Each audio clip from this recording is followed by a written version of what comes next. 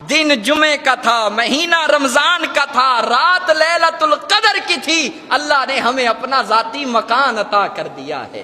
چودھری رحمت علی کہتا ہے کہ میں اپنے کمرے میں گیا اور سوچ رہا ہوں کہ اس کا نام کیا ہونا چاہیے۔ ایک ملک ہے افغانستان، اس میں افغانی رہتے ہیں۔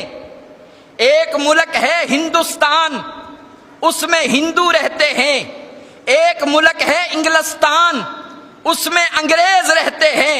چودھری رحمت علی فرماتا ہے میں سوچ رہا ہوں کہ اس کا نام کیا رکھوں، یوں لگا جیسے فرشتے نے میرے کان میں آ کر کہا کہ رحمت علی اس کا نام پاکستان ہوگا۔ یہ فارسی کا لفظ ہے پاکستان۔ پاکستان کا اگر عربی کے اندر ترجمہ کریں مدینہ طیبہ بنتا ہے، اور مدینہ طیبہ کا فارسی کے اندر ترجمہ کریں تو لفظ پاکستان بنتا ہے۔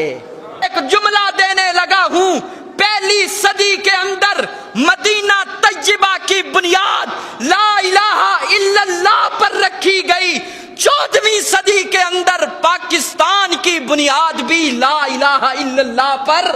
اور مدینہ طیبہ ہے، یہ پاکستان ہے، نہ مدینہ طیبہ کو کوئی ختم کر سکتا ہے، نہ پاکستان کو کوئی ختم کر سکتا ہے۔ جو میلی آنکھ میرے وطن کی طرف اٹھے گی اس آنکھ کو نکال لیا جائے گا، جو ہاتھ میرے وطن کی طرف بڑھے گا اس ہاتھ کو کاٹ دیا جائے گا۔